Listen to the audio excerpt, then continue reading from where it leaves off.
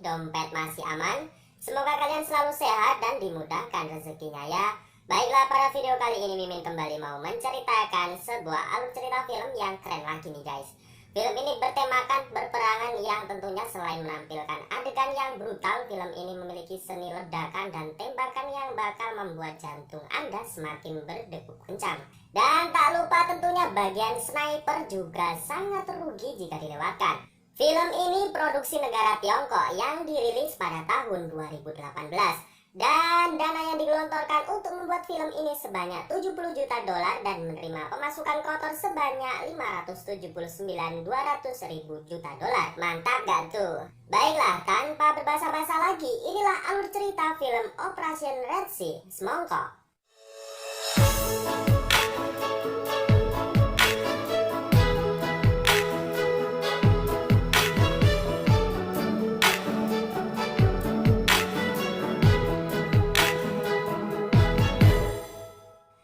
Film dimulai dengan memperlihatkan sebuah kapal kargo milik negara Cina yang dibajak oleh perompak bajak laut yang berasal dari negara Somalia di Teluk Aden. Operasi militer khusus diterjunkan guna mengatasi dan membebaskan sandera di dalam kapal kargo itu. Penyerangan tersebut didukung penuh dengan kapal perang dan helikopter jenis serbu milik negara China. Mereka juga termasuk dari pasukan khusus yang tentunya memiliki kemampuan perang dan tempur di atas rata-rata dari prajurit biasa. Hingga aksi penyerbuan tersebut tidak sulit dilakukan oleh mereka. Dan singkatnya mereka berhasil melumpuhkan para perompak dan menyelamatkan seluruh awak kapal yang semula dijadikan sandera.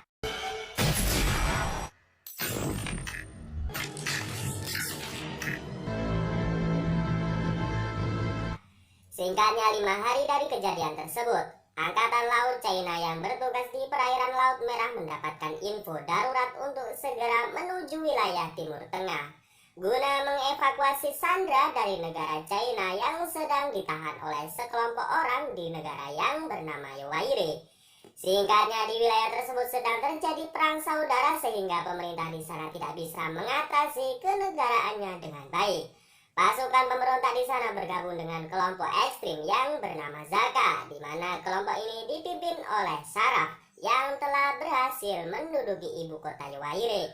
Dikarenakan pemerintah Yaowaire tidak sanggup menangani kekacauan tersebut, maka militer China diperbolehkan untuk memasuki negara mereka guna mengevakuasi warga negara China. Dan singkatnya mereka melakukan evakuasi di pelabuhan kota Yaowaire. Scene kemudian berpindah memperlihatkan seorang jurnalis asal Tiongkok yang bernama Zanan. Ditemani dengan asistennya, mereka sedang melakukan penyelidikan transaksi rudal di wilayah itu.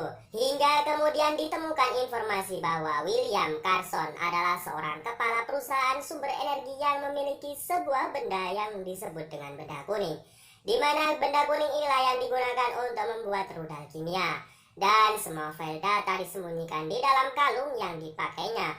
Mereka kemudian pergi untuk menemui William, tetapi kelompok yang dipimpin Zaka sudah terlebih dahulu datang dan menyerang William dikarenakan mereka juga menginginkan benda kuning itu. Hingga akhirnya membuat Zanan dan rekannya tersebut harus terlibat di dalam pertempuran tersebut. Dan singkatnya, dalam upaya pelarian mereka berhasil tertangkap dan mobil yang mereka tumpangi harus jatuh ke jurang. Namun beruntungnya Zanan berhasil meloloskan diri. Zanan kemudian menginformasikan militer China bahwa ada warga negara China yang berhasil ditangkap oleh kelompok yang dipimpin oleh Saraf. Sementara di tempat lain, Xiaolong diberi mandat untuk menyelamatkan dubes Cina dan para anggotanya di sana. Akan tetapi di tengah perjalanan mereka disergap oleh pasukan Zaka. Xiaolong dapat menyelamatkan dubes China dan para warganya dengan didukung oleh alat tempur mereka yang sudah canggih. Kemudian setelah berhasil menyelamatkan sang dubes, mereka kembali ditugaskan untuk menyelamatkan seorang karyawan yang ditangkap oleh pasukan Zaka. Hal tersebut berdasarkan laporan dari Zanan tadi. Dan di suatu kota kecil, pasukan Xiaolong dapat mengevakuasi warga negara China menuju ke tempat yang lebih aman. Zanan mengatakan bahwa Zaka berhasil menangkap William yang memiliki banyak informasi mengenai benda kuning yang merupakan bahan utama rudal kimia dengan jumlah yang sangat banyak. Jika benda tersebut jatuh di tangan yang salah, sudah dapat dipastikan akan ada korban jiwa tak berdosa yang akan berjatuhan. Kemudian Angkatan Laut Militer China mendapat sebuah rekaman video yang memperlihatkan kelompok Zaka yang berhasil menyergap para sandera. Pasukan Zaka kemudian mengatakan agar para militer China tidak ikut campur dengan segala urusan di negaranya. Dan dengan bagongnya mereka mengancam tentara China dengan memenggal kepala sang asisten dari Zanan. Tak berhenti sampai di situ juga, pasukan Zaka kembali mengancam mereka dengan menghujani bom dari udara di saat tentara China sedang mengevakuasi warga negaranya dengan menggunakan sebuah mobil.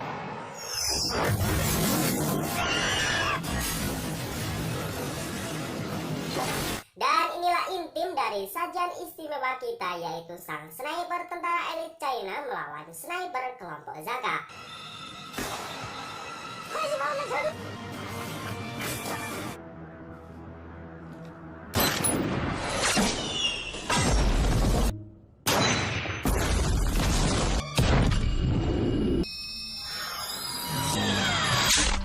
Akibat dari kejadian serangan bom tersebut, warga sipil dan pasukan setempat pun harus tewas. Pasukan Xiaolong kemudian kembali melanjutkan perjalanan menuju perkampungan kecil yang sudah dijaga oleh anak buah Zaka.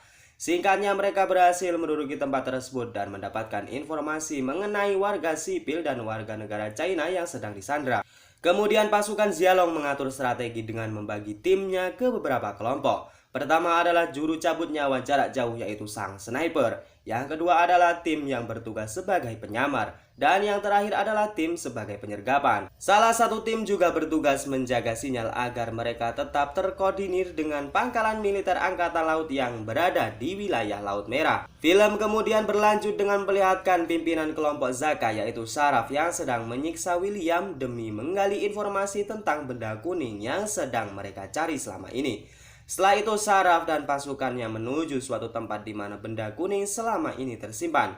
Pasukan Zaka juga telah mengetahui keberadaan pasukan China dan juga berhasil menangkap Zanan, sang jurnalis.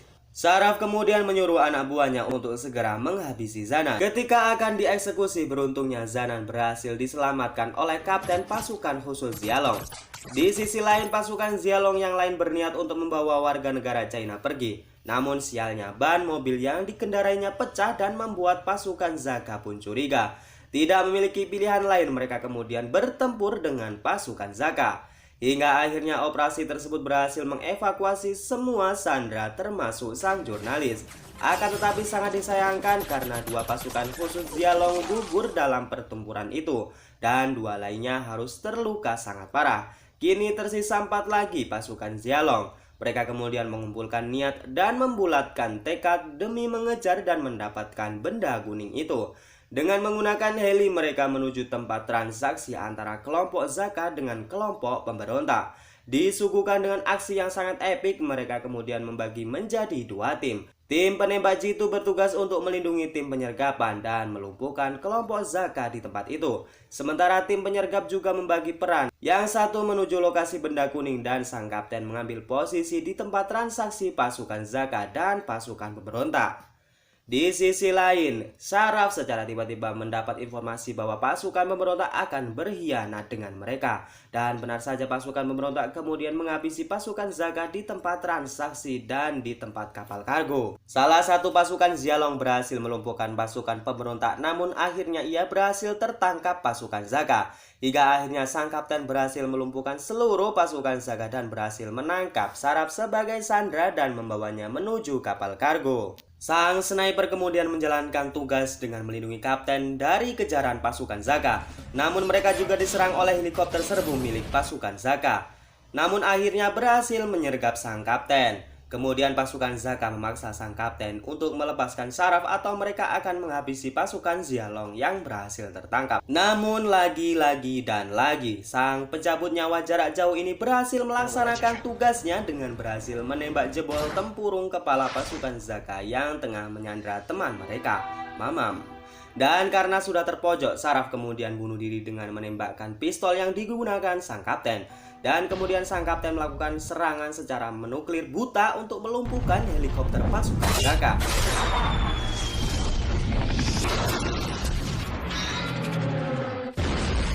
Dan kemudian tugas diakhiri dengan sang kapten yang berhasil mengambil kalung yang dimiliki William dan terbang dengan pesawat kargo yang berisikan benda kuning. Dan film kemudian diakhiri dengan upacara penghormatan di atas kapal perang Angkatan Laut bagi para pasukan yang telah gugur di medan pertempuran. Dan film ini pun selesai. Oke, mungkin itu aja, maaf kalau penyampaian saya kurang keren, mengena atau kurang pas gitu. Dan tidak bosannya terima kasih arigato matur suwun untuk kalian semua para lover movie yang telah mendukung channel kita yang masih abal-abal ini. Jangan lupa like, komen, dan subrek serta share ke teman kalian ya. Dan seperti biasa diakhiri